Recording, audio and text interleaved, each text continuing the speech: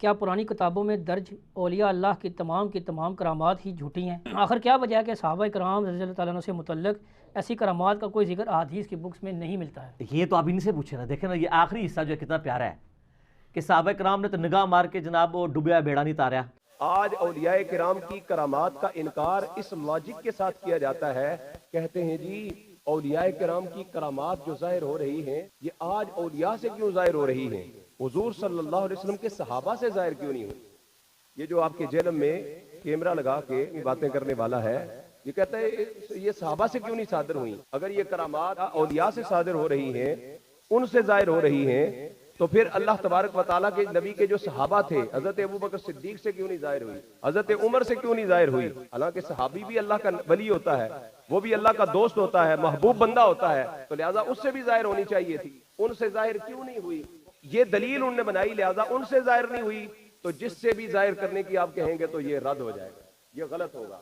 क्यों?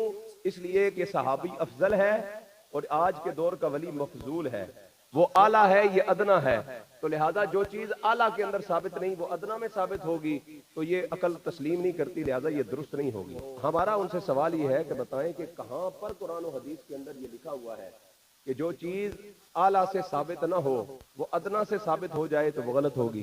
क्या कहीं कुरान और हदीस के अंदर ऐसा कोई क्राइटेरिया, ऐसी कोई दलील मौजूद है कि जहां पर ये लिखा गया हो कोई बंदा साबित करके नहीं दिखा सकता? मैं आपसे सवाल करता हूं, मुझे बताएं हजरत ईसा अलैहिस्सलाम अफजल हैं या हमारे आका मौला अफजल हैं? हमारे आका मौला अफजल हैं।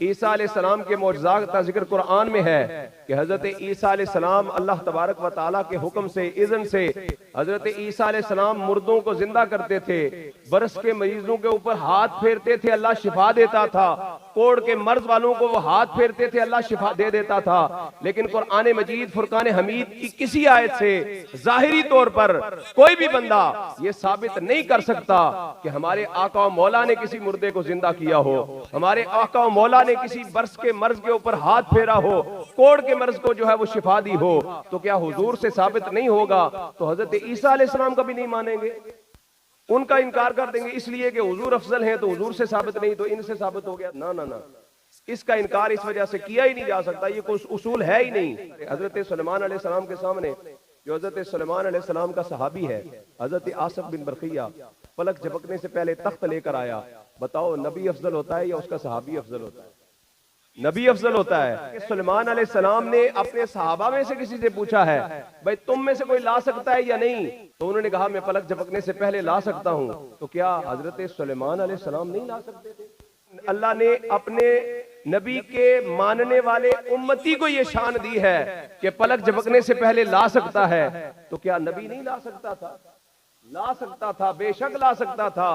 कभी कभी टीचर अपने स्टूडेंट से सवाल करता है और इसलिए सवाल नहीं होता कि टीचर को पता नहीं है, बल्कि टीचर के सवाल करने का, इम्तिहान लेने का मकसद ये होता है भाई मैंने इसे सिखाया है, पता तो चले कितना सीखा हुआ है, ये जांचा जाता है कि कितना सीखा हुआ है, पता तो चले जो मैंने पढ़ाया है, जो सिखाया है उसके सीने के अंदर कितना समाया है। हजरत सुलेमान अलैहिस्सलाम यही चेक करना चाहते थे। अफरीत जिन खड़ा हुआ, उसने कहा महफिल बर्खास्त होने से पहले पहले लेकर आऊंगा, लेकिन अल्लाह का नबी जानता था कि मेरी महफिल के अंदर इससे भी जल्दी लाने वाला अल्लाह का बंदा मौजूद है। उसने खड़े होकर अर्ज की हुजूर अगर मुझे इजाजत दें तो पलक झपकने से पहले तख्त लाकर आपके कदमों में हाजिर कर दिया जाए।